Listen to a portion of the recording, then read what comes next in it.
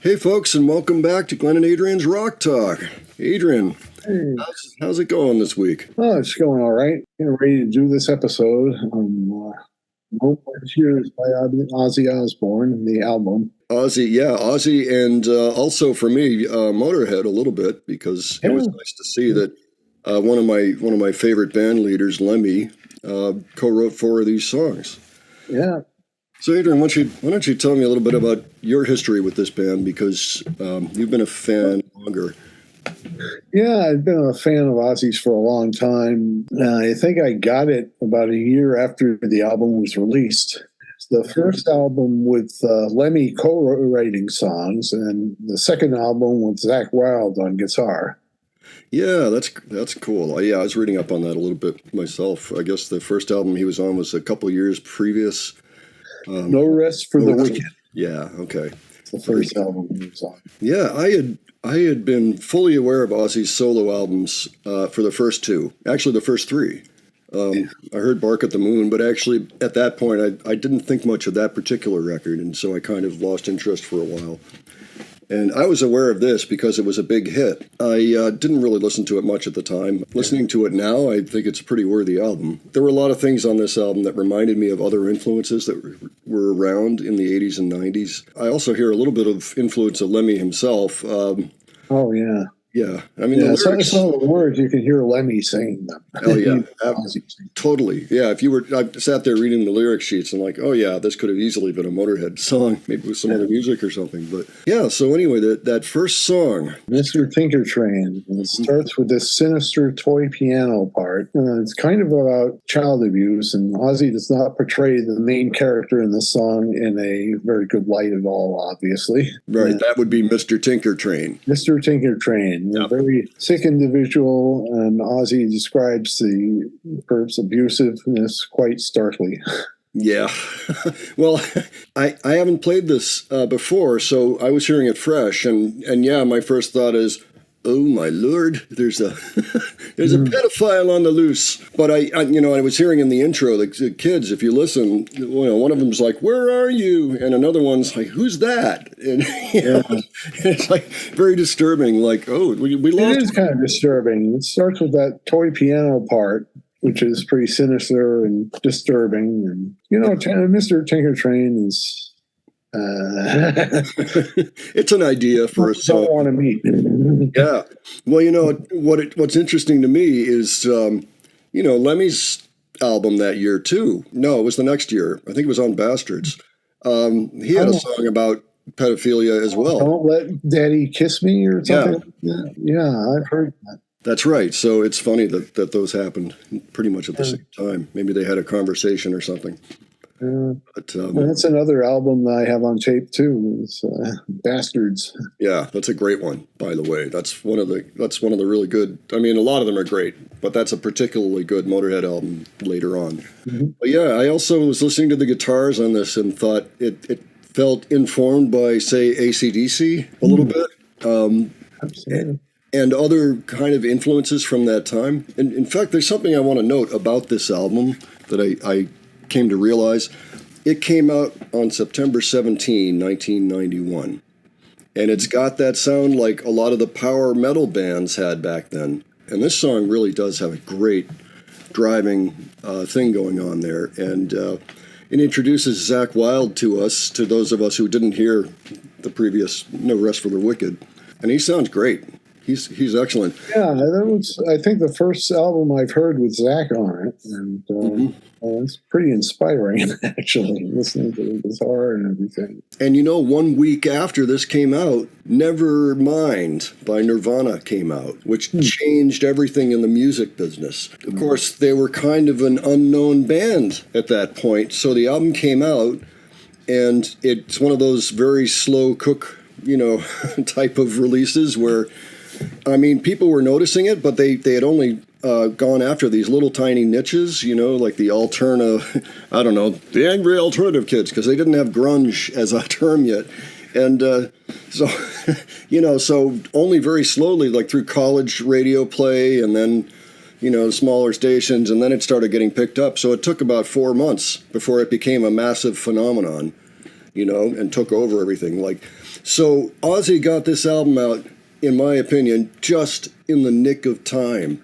It probably still would have done well because he's Ozzy, but no doubt he did himself good by putting it out just before that album came out. Chances are it would have had a different reception if it had come out even, 4 months later. That Ozzy, he's backwards thinking and all that, right at the point when Smells Like Teen Spirit is hitting the top of the charts, So. Second song on the album is I Don't Want to Change the World. The way I kind of read it is calling out the hypocrisy of religious zealots and faith healers, perhaps.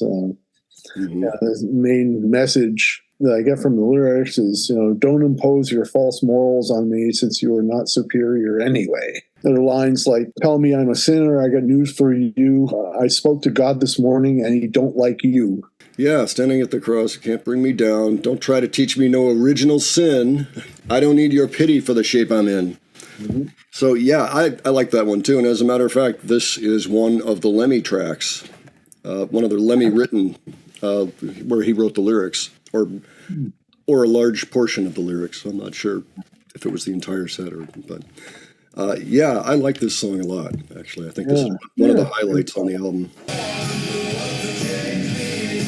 That particular line is a very live and let live type. That's the idea I get from it anyway. Great set of words, good message, rocking song, Mr. Zakk Wylde. And now we go to Mama, I'm Coming Home. Co-written by Lemmy, I think. Mm-hmm. Sure is. Apparently for Sharon, or the idea was Mama is Sharon, and Ozzy wanted to write a song in this vein, and he gave Lemmy the name of the song, general idea, and said, help me out with this. He said Lemmy wrote 30 verses or something and wheedled it down to what's in the actual end song. Yeah, it kind of sounds like you hurt me and I'm always coming back to you, or that's what I get when I read the lyrics. Anyway. Yeah. So now you think about Sharon Osbourne. Apparently he had a serious fight with her the year before where he was accused of strangling. Maybe he strangled her. But this was a point where he was way out of control. And since then, gotten it under control. I don't know that there's been an incident like that again since. And that was I don't think so. That was 1989 or 90. So it's a pretty good track record. Yeah, I don't remember where I heard about that, but I guess he had spotted half a dozen bottles of vodka or something like that, and pumped himself to it, and kind of got ugly, I guess. Well, yeah. Well, I defy you to find somebody who isn't going to get ugly after 6 bottles of vodka. Oh my God! Or whatever he survived that. Yeah. Can you imagine? Yeah. Well, anyway, so he survived that. They had a big row, and this song had something to do with their. Well, I mean, the idea was, I'm sorry, we don't always treat each other right, but you know what? We're going to make this, going to make this work. I have to admit, I skip over this song a lot because it's a ballad. It's a ballad, and Zakk is a great guitarist, but the acoustic ballad sort of makes me want to skip to Desire. Yeah, no, it's totally. I mean, it is. It's like the hit on the album. Mm-hmm. But it did work. They made a really good song. I wanted to mention too. I thought it was for this song, and I was incorrect. It was about "I Don't Want to Change the World." It won a Grammy for Best Metal Performance, 1993. Oh, that's awesome. Yeah, so this album has gotten some accolades there, and of course, it's nice that Lemmy got some of that recognition. It should be noted too. Lemmy says in his book he made more money from those 4 songs on No More Tears than he had in Motorhead in 15 years up to that point. Good for him, let's talk about Desire. To me, it sounds like a song about the thrill of performing. Very triumphant first verse, and Lemmy co-wrote this song too, but he also has a song on March or Die called Name in Vain. Mm-hmm. And that's in the chorus. Don't you ever take my name in vain is how it ends. Oh, yeah. It's a different song, but it's interesting, though. It's got a title that's very similar. Yeah. And I kind of wondered if it was another version of that, but I listened to it. It's not quite the same. I got to keep rocking because it makes me crazy. It makes me crazy. Who needs to be cool? Life's amazing. That's poetry. That's good, yeah. Anyway. And it's funny that they name check Crazy Train in there too. Yeah, good track. I enjoyed that. I have found, and particularly true with this track, that this album is kind of a grower. Like you have to put it on, then you got to play it again, then you got to play it again. You know, kind of like Zeppelin used to be.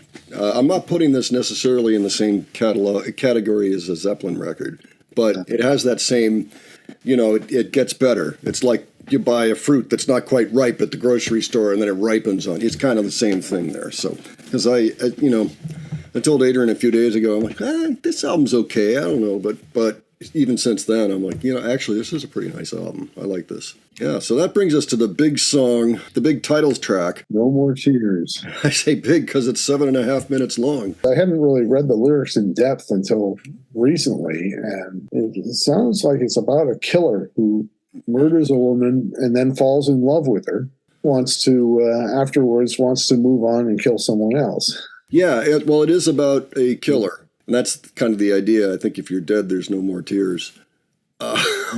Yeah.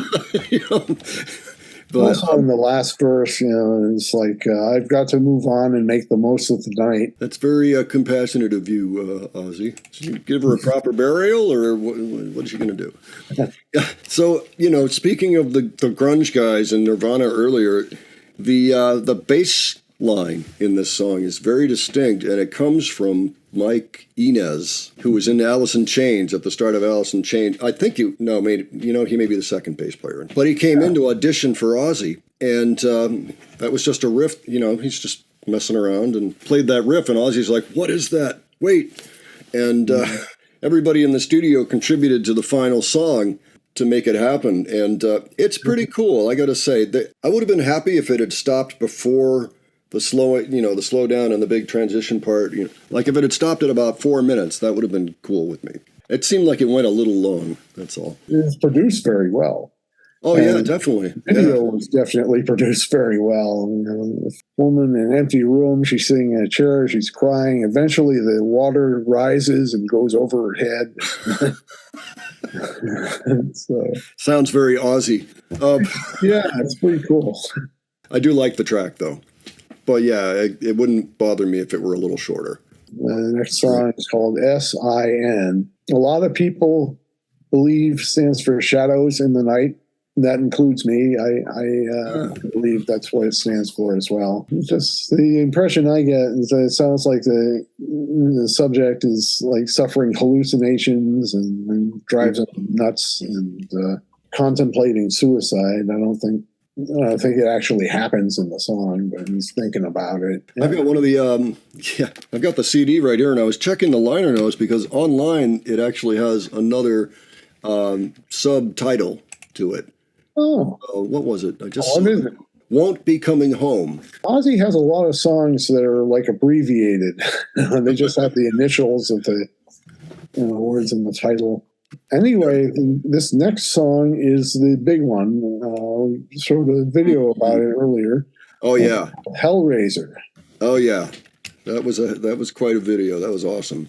March or Die is the album that it's on, which is a pretty notable album. It's also the one that has Ain't No Nice Guy on it, where there's Lemmy and Ozzy singing that one.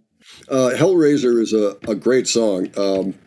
I like the atmosphere, particularly in the intro, where they've got all the kind of the chaos going on. Yeah, that sounds like a horror movie almost, or something like that. Yeah, and they do it again just before the guitar solo. There's another section of like chaos, and it's very cool. I just thought. Yeah. So I like that one a lot. That's a good track. Sounds like it's about playing live, and Ozzy's doctor is always telling him to stop playing live. And this had been happening for a long time, actually. That would not surprise me. I have noticed some of these songs seem to have an autobiographical influence. I will emphasize, like you did earlier, that does not include Mr. Tinkertrain. But right, but that's obvious. But songs like Zombie Stomp, and we'll get to it. We'll get to it. So, yeah. All right. And we'll probably get to it pretty quickly, unless you have some impressions of Time After Time. Just to be honest, I skip over this song most of the time too. Yeah, I noticed like another ballad. Yeah, And, there's kind I of just don't go for the ballads for some reason, but I like everything else. That's kind of what used to chase me away from Ozzy back in the day. I was like, Ozzy's got power ballads all over this album. I don't think. Every album seems to have some kind of ballad on it. Ozzy Osbourne's influences and his palette of creativity is kind of expanding out, and so the power ballads were part of it, but also, like I said, whatever Zakk Wylde brought in, which sometimes seemed a little bit southern rock to me. The acoustic guitar tracks are beautiful. He really did a nice job with that. Yeah, he did a good job on that. I have to say that. And I also felt like maybe Blind Melon listened to that song and had it as an influence for No Rain, their big hit with the Bumblebee Girl. It's just, it kind of has, parts of it kind of have that same feel and, okay. Well, yeah, so that brings us to Zombie Stomp. Another angst-ridden song turned into a sort of dance, I guess. It sounds, Zombie Stomp sounds like a dance. It sounds like, you might see a Frankenstein or something stomping around. Yeah, this is one of those songs where I definitely felt as though Ozzy was the zombie. Like this is an autobiography about Ozzy. Yeah, it could be. Got all these issues, but so I've got to pump him up with stuff so that he can function, because otherwise there's just too much pain and everything. But the hey was kind of funny the first few times. I think despite the really long intro kind of sounds like the dance remix version or something like that, almost with the long intro. Yeah. Is that? I think Ozzy can do that and get away with it, frankly. Yeah. In my mind. Yeah. But the hey part, there were two things that popped out at me. One of them was Brian Johnson from AC/DC, like hey. But the other one, and you'll kill me for this one, is Madonna and Express Yourself, which I think she kind of borrowed. She was channeling Annie Lennox from Eurythmics somehow. But this is the time period we're talking about, folks. 1991. Express Yourself is a brand new hit around then. And this is exactly what AC/DC was doing. Now, I'm not saying that it's a straight up, I'm not saying he's copying anybody. I'm just saying that it's clear. The influences of the time, are there. But I like this song. I even like the extended intro, actually. Yeah. The next song is called, it's the second to last song, called AVH. Mm-hmm. I've heard more than once that AVH is supposed to stand for alcohol, Valium, and heroin. This is not true. It stands for Aston Villa Highway. Okay. Aston is a place where Ozzy grew up, and it's a reference, I think, to a football team. Okay. Yeah, the local football team that he followed when he was a kid. Sabbath might have followed them as well. Yeah, in the U.S., of course, we call it soccer, but if you're in the U.K. or Europe, you better call it football. And this is one of those songs where I feel like we're hearing Zakk Wylde channel the Allman Brothers a little bit, Yeah, it starts with a slide acoustic guitar. Yeah, which is nice. I've been trying to learn that for a while. Oh yeah, that's like Dickie Betts, 1990. Well, yeah, actually, Allman Brothers were making a big comeback right around this time. Speak of influences at the time, Yeah, they had come back with an album called Seven Turns in 1989, and then in 91, as a matter of fact, maybe 3 months before No More Tears came out, they put out an album, Shades of Two Worlds. And in fact, there's parts of this song that remind me of End of the Line, which is the opening track on that album. Just little pieces. I mean, just kind of borrowing the feeling and maybe a little bit of chordage here and there, but nothing blatant, like just they listen to it. Oh, yeah. Anything the guy plays sounds great, but he sounded really good. Yeah, well, the introduction to that song is just beautiful, I think. Yeah. And then there's one more song on the album, Road to Nowhere. That's right. Which is almost a ballad. It kind of is a ballad, or it sounds like it to me. I actually don't listen to this one very much, but I have to admit. He seems to reflect on on his Life Before No More Tears, wreckage of my past keeps haunting me. But then, another line, through all the happiness and sorrow, I guess I'd do it all again. The road to nowhere leads to me. That's the that's the line that kind of sticks out in that song. Ozzy's kind of a poet, in disguise. He's constantly putting out stuff that kind of refers to his own experiences, and does good ironic takes on it, like that. Bravo. I was noticing, both sides, they get to the third track and there's the ballad. And since there's a sixth song on side 2, there's another ballad 3 songs later. I'm like, it's very cool. So I think I mentioned 3 songs that I kind of skip over, but rest assured, the rest of the songs on the album are dynamite. This one doesn't offend me personally, although I do forget that that's the one where I kind of tune out and I'm like, oh, the record's over, This also has some Southern rock stuff going on. Right at the top of the song, just before the verse 1 starts, there's like a dual guitar line, which classic Southern rock kind of the Allman Brothers. Oh, yeah. Leonard Skinner. There's a lot of Southern rock influence in Zakk's playing. Yeah. Well, if anybody out there is wondering, my thought of who started Southern rock would have to be the Allman Brothers Band, with no disrespect to any of the other great artists that were around, Leonard Skinner. They tended to come a little later. Duane Allman really did something pretty wild, changing over to slide for the last couple of years of his life. Yeah. And just changing it for everybody. That's my opinion, and I'm sticking with it. Yeah, so I don't know if you wanted to talk about bonus tracks on this. What are the bonus tracks? I might have heard them. There's Don't Blame Me and Party with the Animals. Oh, I might have heard Party with the Animals. I don't know if I've heard Don't Blame Me. I have a video called Don't Blame Me, which is it's actually a documentary about Ozzy, how he got blamed by the PMRC and other people. Yeah. Well, it's worth noting that this album actually came out pretty much right after all that had gotten resolved in court. I mean, he had to go to court because people were suing him, for causing a suicide, which is... Yeah, that's absurd. Yeah. On the Don't Blame Me video, that goes over that too, actually. Yeah, makes sense. Well, I'm glad that era with the PMRC is over. So am I. Yeah, those were silly times, the 80s. So, Adrian, I appreciate you bringing this album to the table. I think that personally, I'd give it about maybe 3 3/4 stars. It's a very solid album. Yeah. I definitely give it more stars. 4 stars out of 5.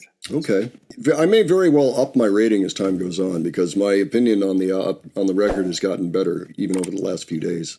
So I think with that we're going to end this video and we'll invite you back next week for the next one, which probably is going to be related, but we'll see. It was a surprise to us too. So. Yeah, generally. Don't tell anyone. If you have any thoughts or please leave a comment below. If you wouldn't mind, please subscribe and give us a like and tell your friends about us. And we're just going to keep doing this every week because we're having a blast. All right. Until next week, folks. Thanks, Adrian. Thanks later. Take care, everybody.